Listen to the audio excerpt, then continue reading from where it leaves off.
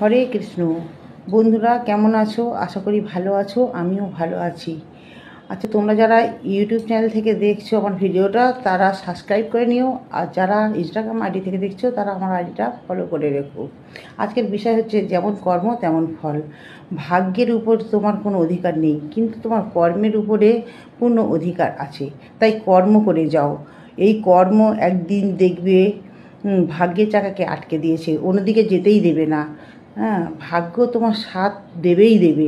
গাছের শাখা পোশাকা যেমন একসাথে জড়িয়ে থাকে, তেমন কর্ম আর ফল একসাথেই জড়িয়ে থাকে। তাই কর্ম করে যাও, ফল তুমি অবশ্যই পাবে।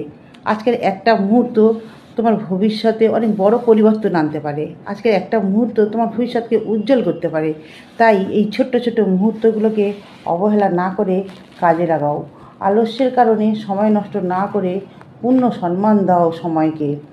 যারা ভাগ্যের উপর দোষ দাও, ভাগ্যর উপর জীবনটাকে ছেড়ে দিয়েছো, তারা একটা কথা মনে রেখো, ভাগ্য কিন্তু তোমার সাথ দেবে ঠিকই, কিন্তু যখন তুমি কর্মটা করবে।